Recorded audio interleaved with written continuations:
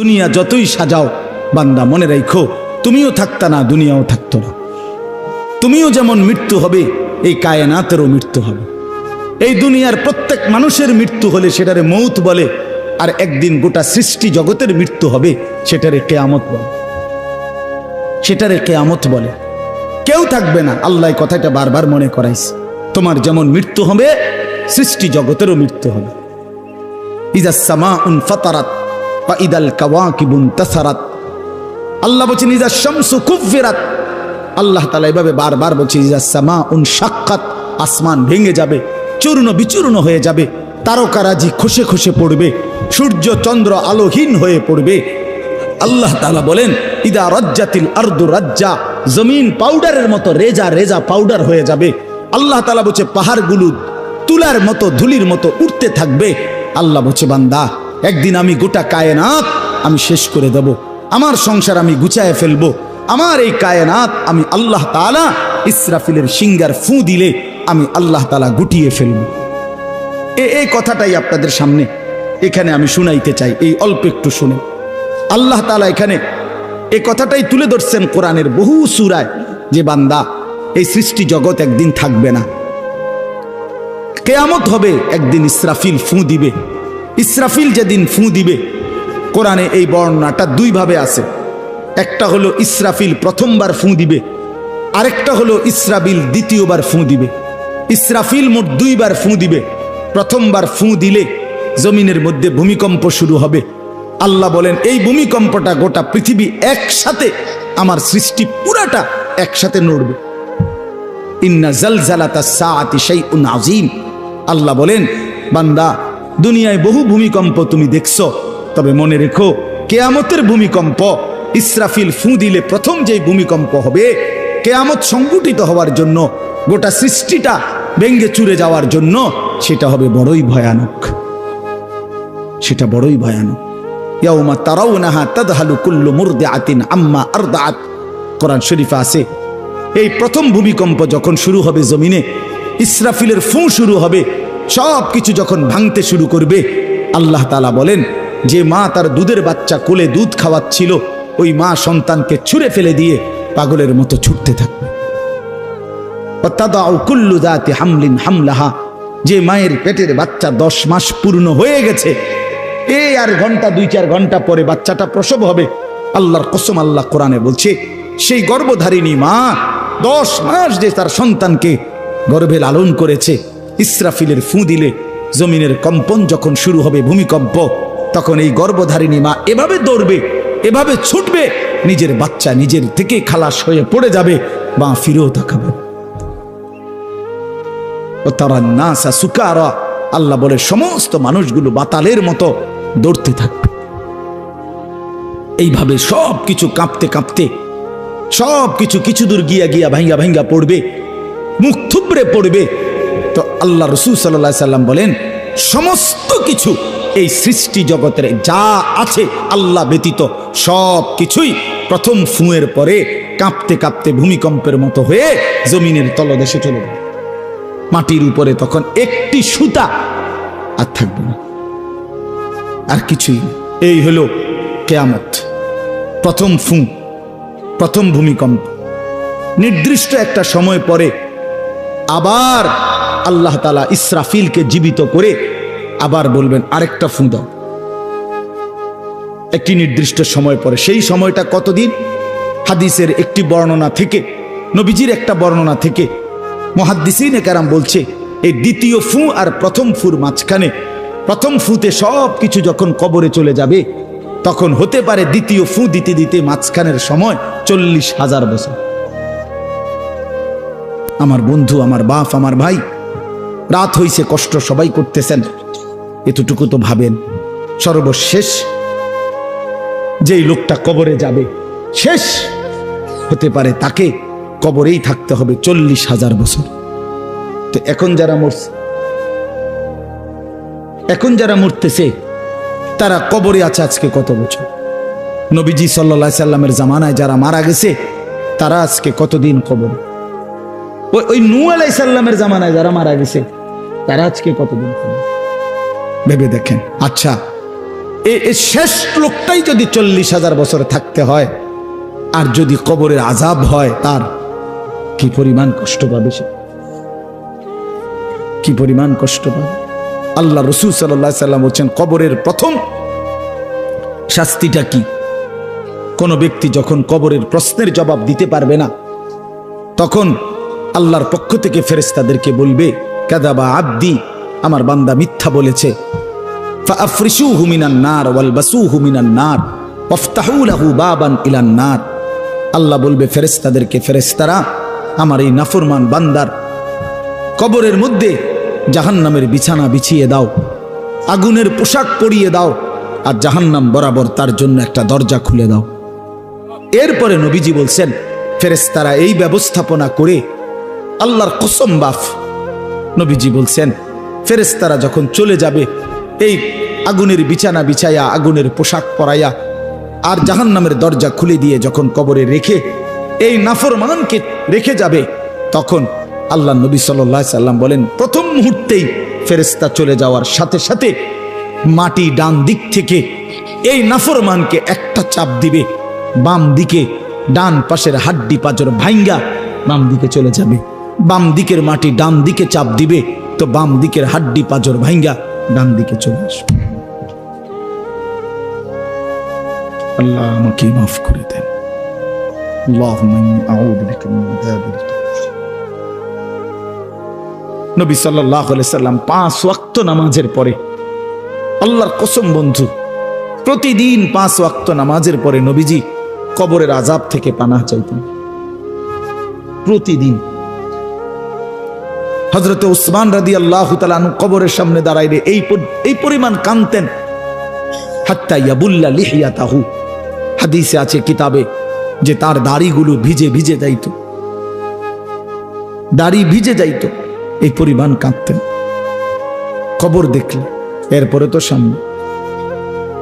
তো সামনে ভাইয়া, বিষয়টাকে হালকা মনে করেন না। বাবারা আমার, ছেলেরা আমার, বিষয়টাকে দোস্ত আমার, হালকা মনে করুন। এই বেনামাজি জিন্দিগি কষ্ট পাইবেন, এই বেহায়ার জিন্দিগি কষ্ট পাইবা বাপ। আমি বলছিলাম আরেকটা কথা আল্লাহ নবী বলবে, একটা কথা তো আল্লাহ বলছে, বান্দা আমি আর কতবার বললে, কেমনে বললে, আমি এর চাইতে দামি আর কোন কথা নাজিল করলে তুমি আমারে মানতা।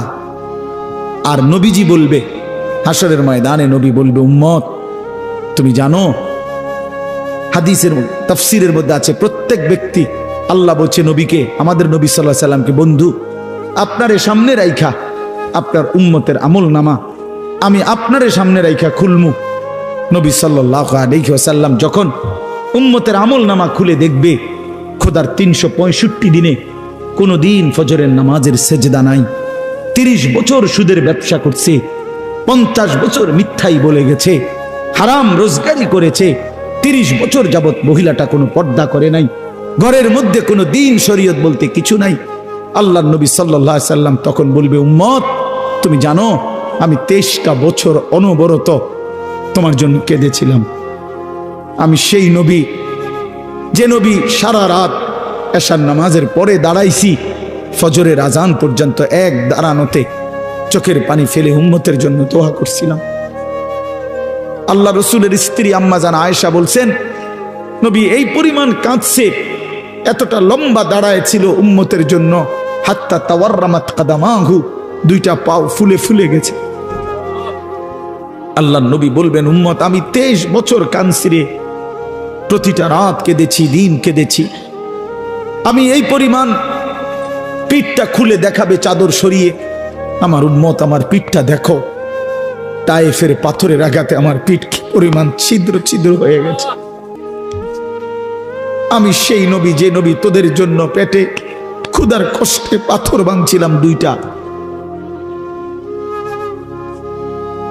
আমি উহুদের ময়দানে দান দান শহীদ করে রক্ত মাখা শরীর নিয়ে বেহুশ হয়ে লম্বা সময় পড়েছিলাম। আমার ঘরের চুলায় 3 মাস, হাদিসে আছে আম্মা জান আয়েশা বলছেন, নবীজির ঘরে আমরা 9 জন বিবি, উনি বলছে আল্লাহর কসম 3 মাস, কোনো দিন টানা 3 মাসে কোনো দিন আমাদের ঘরের চুলায়, 9 জন বিবির ঘরে কারো ঘরের চুলায় কোনো দিন আগুন জ্বলে না। 3 মাস খেজুর আর পানি দিয়ে আমরা জিন্দেগি কাটাইছি। আল্লাহর নবী বলবেন, উম্মত তাহলে এত কাঁদলাম কার জন্য, এত রক্ত ঝরাইলাম কার জন্য, পেটে পাথর বাঁধলাম কার জন্য, বিনিময়ে এটা কি আমল নামা নিয়ে আসছো? ছেলেরা বলো, ভাই একটা ছেলে বলো, রাসূলুল্লাহ সাল্লাল্লাহু আলাইহি ওয়াসাল্লামের সুপারিশটা একটা মামুলি ব্যাপার। রাসূলুল্লাহ সাল্লাল্লাহু আলাইহি ওয়াসাল্লাম বলবে, উম্মত এটা কি আনলা? আমি এই আমল নামা নিয়া আমার মতো এত বড় শ্রেষ্ঠ রাসূলের উম্মত তুমি, আমি মালিকের সামনে দাঁড়ামু কেমনে, এটা দেখামু কেমনে? আরে চেয়ারম্যান ভাই, আপনি কেমনে দেখাইবেন? আপনার অনুসারী যদি, আপনার অঞ্চলের একজন মানুষের যদি পুরাটা পৃষ্ঠার মধ্যে 110টা মামলা থাকে, আপনি তার জন্য কেমনে নেবেন? আপনি একজন উপরস্থ পদস্থ কর্মকর্তার কাছে আপনি কিভাবে সুপারিশ করবেন? বেটা তোর তো কিছুই নাই বেটা, শুধুই অপরাধ আর অপরাধ ছাড়া। তো এই বেচারা লজ্জিত হবে কিনা বলেন না কেন? তো নবী সাল্লাল্লাহু আলাইহি সাল্লাম বলবেন, উম্মত তুই আমার মতো শ্রেষ্ঠতম রাসূলের মাথাটা তো ছোট করে ফেললি, তুই তো আমার উম্মত, তুই এটা কি আনলা?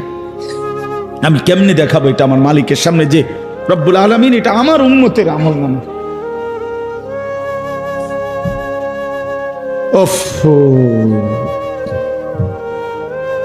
চলেন ভাই,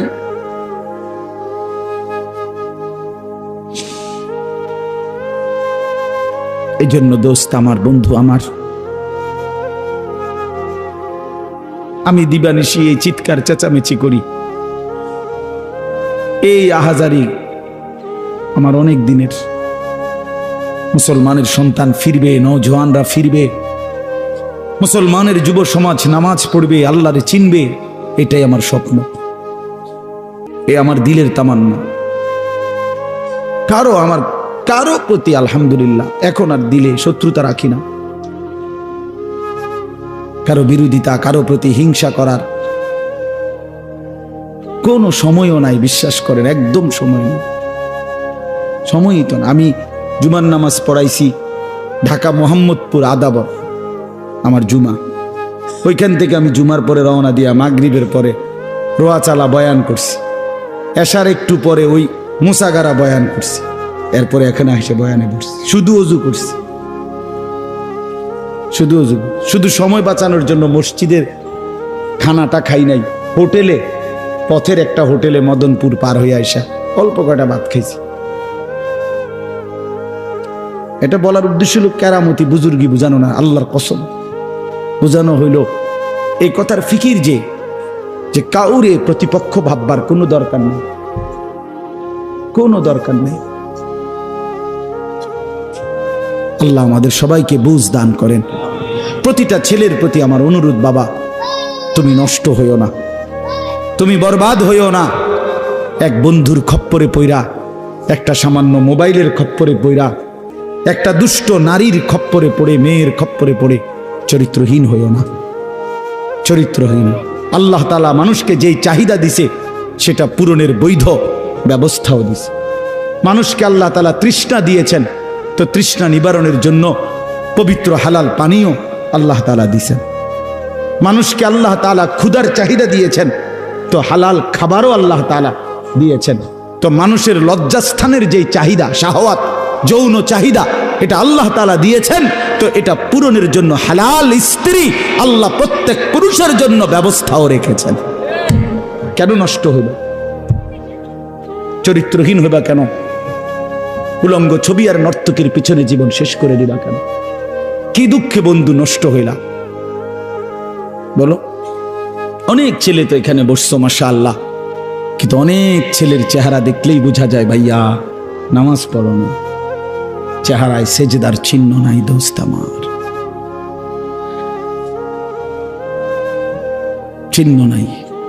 আল্লাহ আমাদেরকে মাফ করে দেন।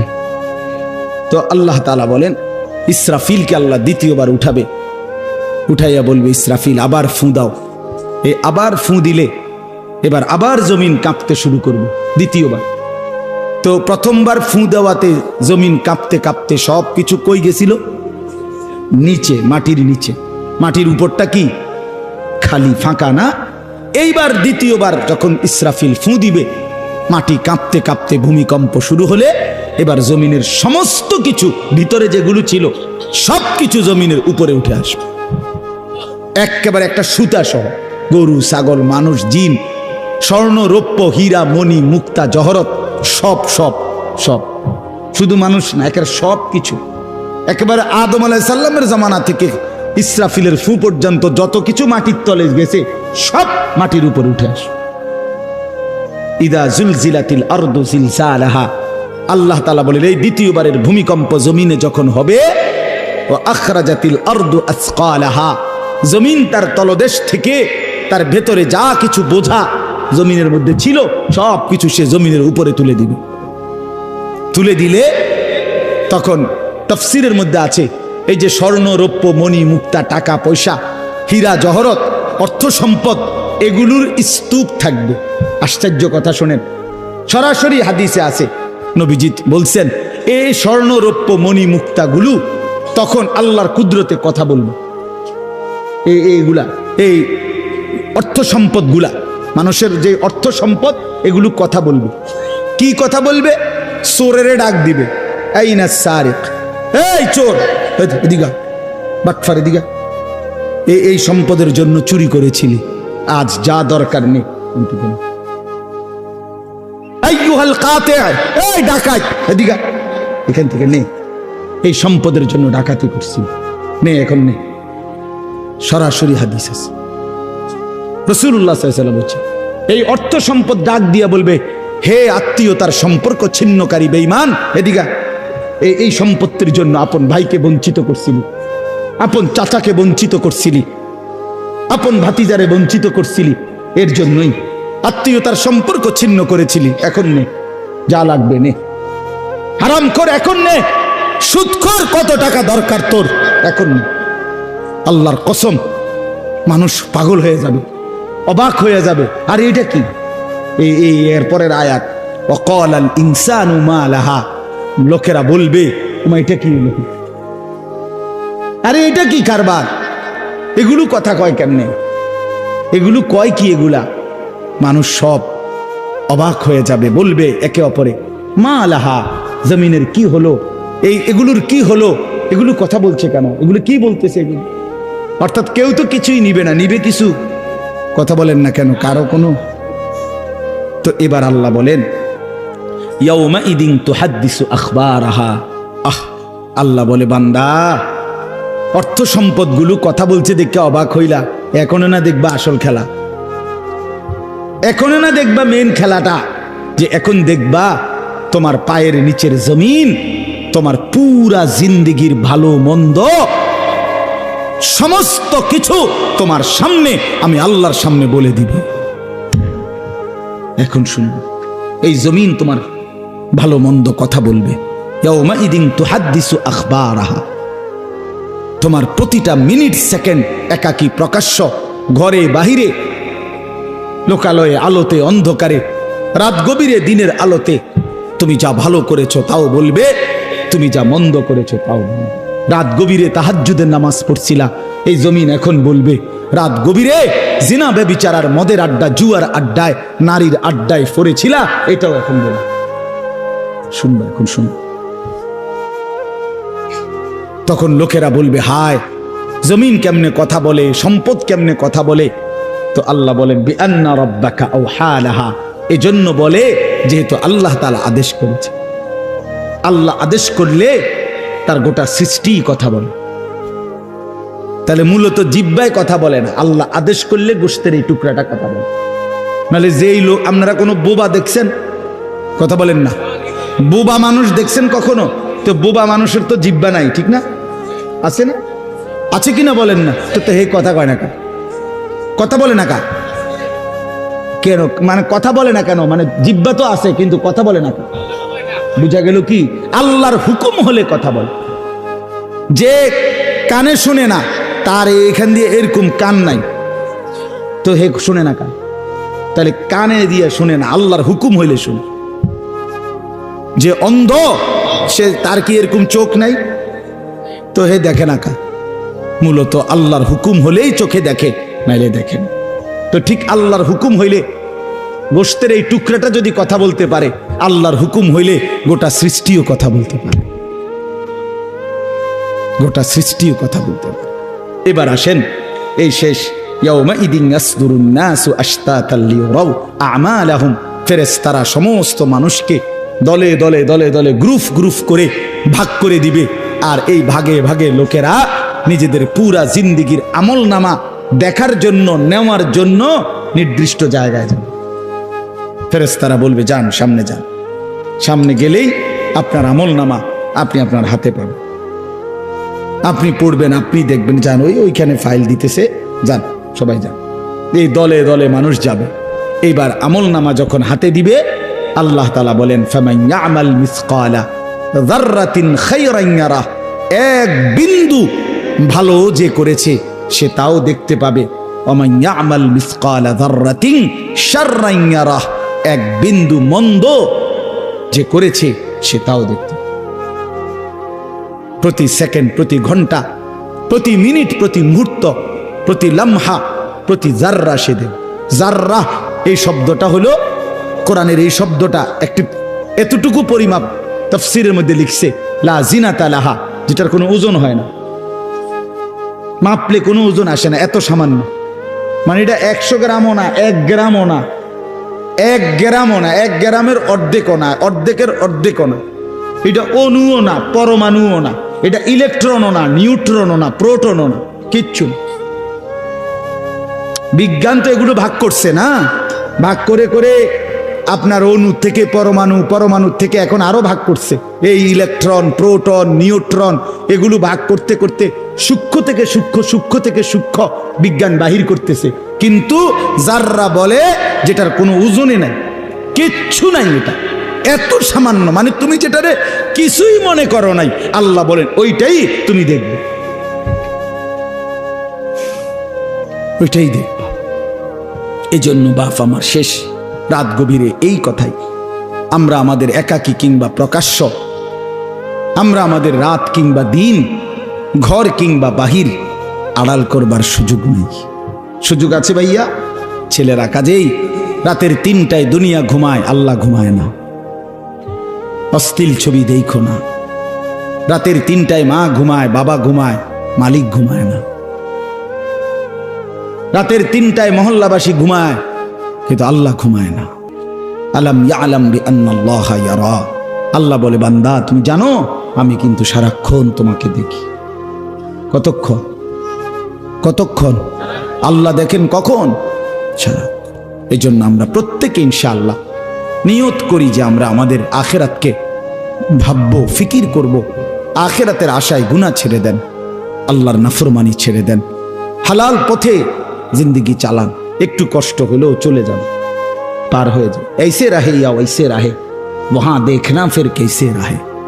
বুজুর্গরা বলে এ দুনিয়ায় এমনে থাকো আর এমনে থাকো, কাইট মাইট হইয়া চিত্তিয়া মিত্তিয়া উঠতে লেগা। আসল দেখার বিষয় হলো ওয়াহা কেসে রাহে, সেখানে কেমন থাকবা, এটা হলো দে। এটা শেষ হয়ে যাবে। আজ রাত যার বাসর রাত, তারও ভোর হবে। আজকের রাত যার জেলখানায় ফাঁসির রাত, তার রাতও কি হয়ে যাবে? অট্টালিকার মানুষটাও মরে যাবে, জীর্ণ কুঠিরের মানুষটাও মরে যাবে। কোনোদিন দুঃখ যে দেখে নাই সেই সুখী মানুষটাও কবরে চলে যাবে। কোনোদিন সুখ যে দেখে নাই সেও মরে যাবে। আমিও না, আপনিও না, বাবাও না, সন্তানও না, মাও না, কেউ না, কেউ থাকবে না, কেউ না, কেউ না। আজকে আমরা কবরবাসীদের স্মরণ করে দোয়া করি, এই আগামী 20 বছর 30 বছরের মাথায় আমাদেরকে স্মরণ করে, আমাদেরকে কবরবাসী মনে করে, আমাদের পরবর্তীরা মনে করে। এই না জিন্দিগি? কথা বলেন না, এই না জিন্দিগি? এই জন্য আমরা ইনশাআল্লাহ সবাই মিলে ফিকির করি নিজের ভালো, নিজের কল্যাণ। এতটুকু যদি কারো বিবেক না থাকে ভাইয়া, তো সে বুঝলো কি? এই জন্য নিজের ভালো দেখেন। ওয়ালা তুলকু বিআইদিকুম ইলা তাহলুকা, আল্লাহ বলছে বান্দা নিজেরে নিজে ধ্বংসের দিকে ঠেলে দিও না, নিজের এত বড় ক্ষতি করো না বান্দা। এই পৃথিবী তুমি গেলেও থাকবে।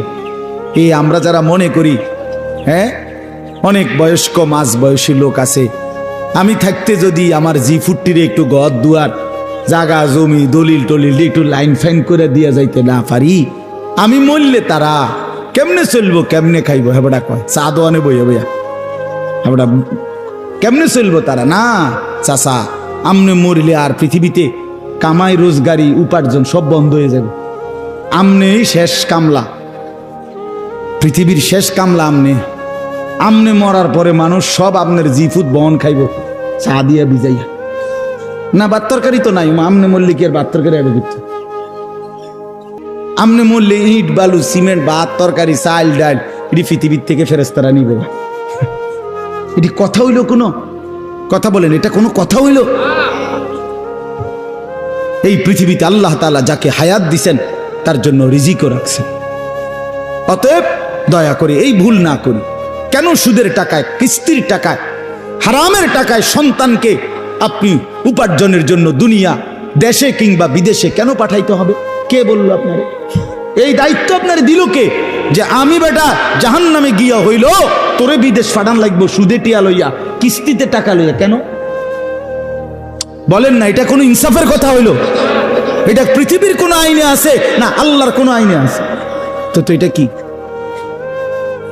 এটা হলো লুভি আমনে আবার কলজাটা খুললা চান আবার কলজার ভিতরে হলো লোভ এই জন্য আবার কিস্তি লইছে সুদ লইছে ফুতেরে টাকার মেশিন বানাইয়া পাঠাইছে বিদেশে যে তুই শুধু টাকা পাঠাইবি তোর চাচা জমি বেচবো তোর জেডায়ও জমি বেচবো উত্তর দিকের এন্দিয়া 10 শতক বেচবো হুঁচি টাকা রেডি রাখতে হইব নাই তো কি নাই তো কে বললো আপনারে হারামের মাধ্যমে আল্লাহর নাফরমানি করে স্ত্রী সন্তানের সংসার সাজাইতে এই সংসার সাজে না এই সংসার বরবাদ হয় আল্লাহ তাআলা আমাদেরকে বুঝ দান করেন চলেন হালালের উপরে চলি আল্লাহকে রাজি খুশি করে চলি 5 ওয়াক্ত নামাজের মাধ্যমে জিন্দেগি কাটাই বলেন আলহামদুলিল্লাহ।